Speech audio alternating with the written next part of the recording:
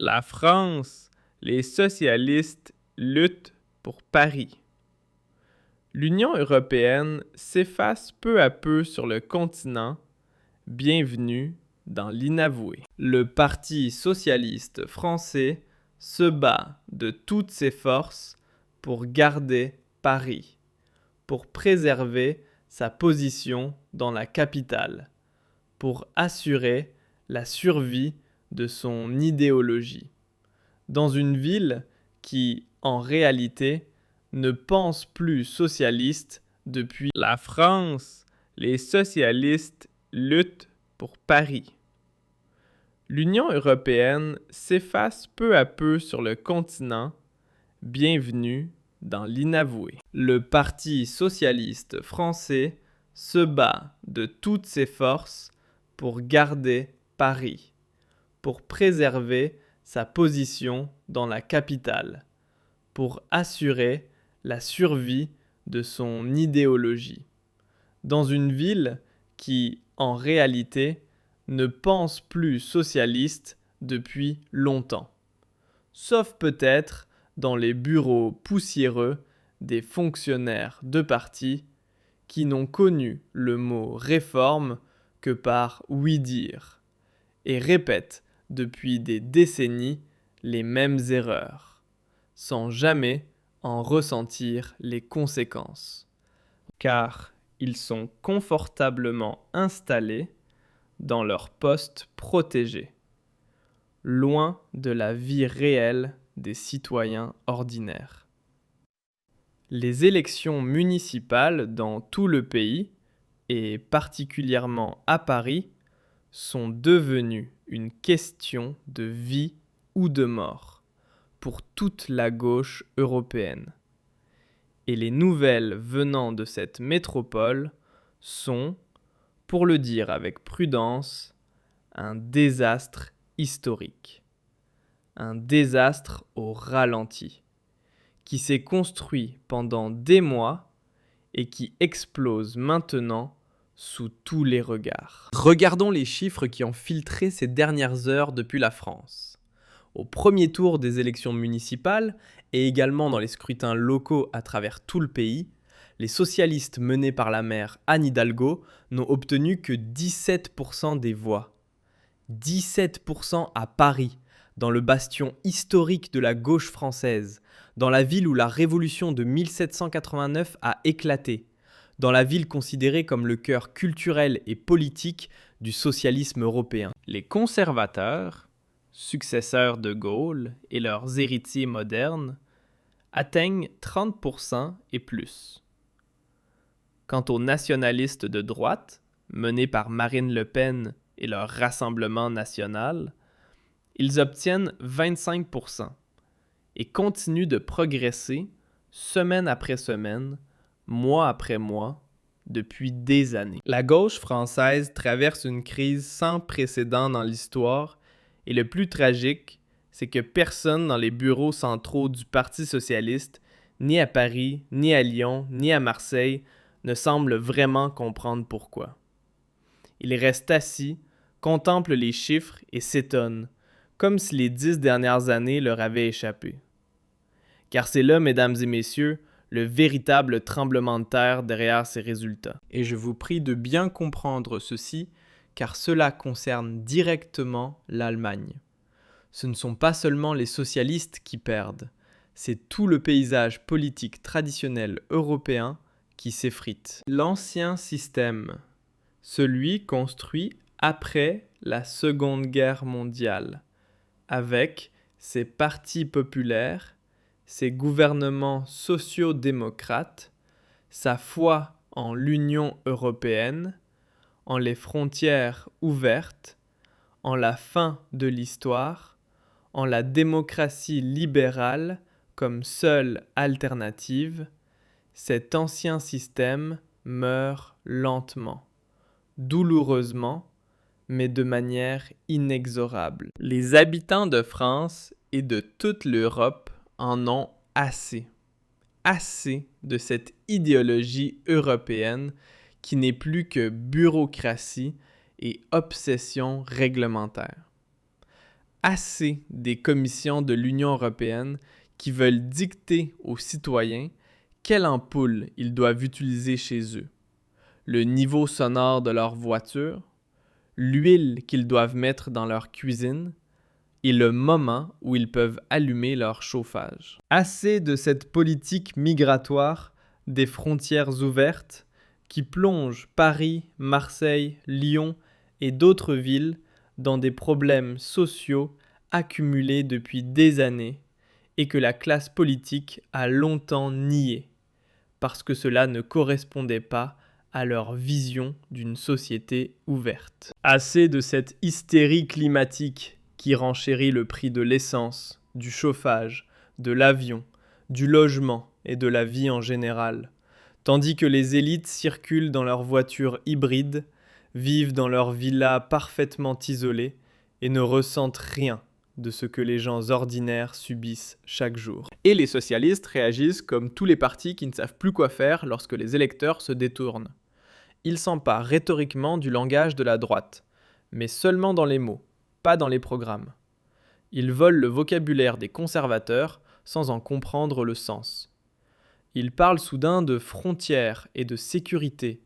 Ces mêmes personnes qui, pendant des années, ont traité de racistes tous ceux qui réclamaient des limites et de la protection. Ils tentent de reconnaître les peurs des citoyens au lieu de les prendre au sérieux et d'y répondre par des solutions concrètes et honnêtes.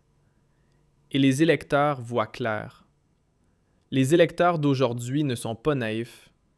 Ils constatent le décalage entre ce que les partis disent et ce qu'ils font et en tirent la conclusion logique. Ils sont tous pareils. Tous veulent mon vote. Aucun ne défend réellement mes intérêts. Et ce phénomène n'est pas purement français. En Italie, Giorgia Meloni, la femme que l'on qualifiait encore il y a 5 ans de résurgence du fascisme, est Premier ministre depuis plusieurs années et gouverne avec un tel succès que l'économie croît, tandis qu'en Allemagne, elle rétrécit. En Hongrie, Viktor Orban vient de remporter à nouveau une majorité des 2/3 au sein d'une Union européenne qui a tout tenté pour l'affaiblir. Aux Pays-Bas, Geert Wilders est Premier ministre. Le même Wilders que les médias prédisaient depuis des années, incapable de parvenir au pouvoir. En Suède, un gouvernement de droite dirige le pays, soutenu par les démocrates suédois, qui, il y a 10 ans encore, étaient considérés comme des parias. Et en Allemagne, l'AfD atteint 25% et plus. Et la tendance continue à la hausse. Ce n'est pas un hasard, c'est un système. C'est l'Europe qui se réinvente. Petit rappel personnel, notre portée est limitée. Un abonnement, un like ou l'activation de la cloche permettent que ce type de contenu ne disparaisse pas. La France est, de loin, l'exemple le plus clair, le plus évident et en même temps le plus symbolique de ce qui se passe dans toute l'Europe. Pendant des décennies, depuis Charles de Gaulle, depuis François Mitterrand, depuis la grande vision d'une Europe unie, conçue à Paris et soutenue par Bonn, la France était considérée comme le cœur de l'intégration européenne, comme le pays qui, par son histoire, sa culture, sa langue et sa taille, devait être le leader naturel d'une Europe unifiée. Le tandem Paris-Berlin était l'épine dorsale de l'UE, et maintenant Paris lutte pour que les socialistes ne soient pas complètement évincés du conseil municipal.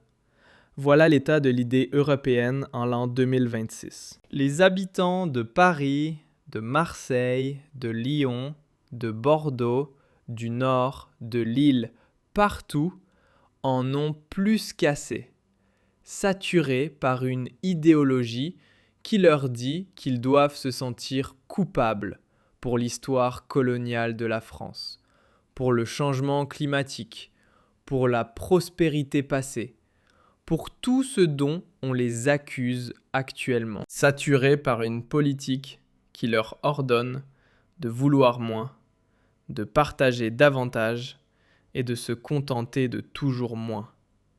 Tandis que les mêmes politiciens qui exigent cela voyagent en première classe et se déplacent en voiture de fonction avec chauffeur, pleins d'une hypocrisie totale, prônant l'émancipation et la solidarité, tout en refusant de sacrifier le moindre millimètre de leurs privilèges. Saturés par une politique de sécurité qui, dans certains quartiers parisiens, a pratiquement cessé d'exister et que personne dans la sphère politique officielle n'osait aborder sans être immédiatement étiqueté raciste ou islamophobe. Et les socialistes n'ont plus de réponse. Ils n'ont plus que la peur. La peur de perdre le pouvoir, une perte déjà effective, même si les chiffres ne le reflètent pas encore complètement. La peur de la justice, qui pourrait un jour examiner les affaires de corruption accumulées au fil des années. La peur du peuple, qui ne croit plus ce qu'on lui raconte, qui ne prend plus pour argent comptant les informations des médias publics et va chercher ses nouvelles ailleurs. La peur de son propre échec, devenu si évident que même les membres les plus fidèles du parti ne peuvent plus le nier. Lorsque Paris tombera, et Paris tombera au second tour, lorsque les votes seront définitivement comptés, ce ne sera pas seulement la fin d'une administration municipale. Ce sera un symbole, un signal, un fanal qui résonnera à travers toute l'Europe. L'ancien ordre est terminé, et personne à Bruxelles, personne à Berlin, personne dans les rédactions des grands médias ne veut réellement l'entendre. Alors, ils font semblant que tout cela n'est que temporaire, qu'il s'agit d'un incident isolé, que les citoyens reviendront bientôt à la raison et voteront pour les bons, pour les établis, pour les partis éprouvés.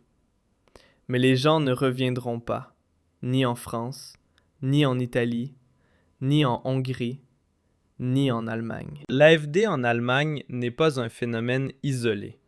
Elle représente le bras allemand d'un mouvement européen plus vaste qui s'étend de Rome à Budapest, de Paris à Varsovie, de Vienne à Stockholm. Un mouvement de citoyens qui en ont assez. Assez de l'écart entre ce que la classe politique dit et ce qu'elle fait. Entre les grandes entreprises, les lobbies et les institutions financières qui dirigent l'Europe de facto, et les travailleurs ordinaires et les familles qui se lèvent chaque jour, travaillent, paient leurs impôts et peinent malgré tout à joindre les deux bouts. Entre ceux qui écrivent les règles et ceux qui doivent s'y conformer. Petite parenthèse, mais importante. Si vous croyez que l'État vous protégera lors de la prochaine crise, regardez autour de vous. La vérité est la suivante. Vous êtes seul, et si vous n'avez pas de plan, vous serez submergé. C'est exactement pour cette raison que nous avons développé le système de préparation aux crises, mon cours complet, pas à pas, qui vous permet de protéger votre argent, votre liberté et votre vie avant qu'il ne soit trop tard. Le lien se trouve dans la description. Et soyons honnêtes, quiconque ne comprend pas cela en 2026 commet l'une des plus grandes erreurs de sa vie. Un vent de changement souffle sur l'Europe et il ne peut plus être arrêté. Un vent de lucidité qui révèle que les anciens partis ont échoué, que l'Union européenne est devenue un monstre bureaucratique qui écrase ses propres citoyens au lieu de les servir, que les frontières doivent être de nouveau sécurisées, que l'industrie doit revenir, que la population elle-même doit redevenir prioritaire, et non les intérêts des lobbies, les injonctions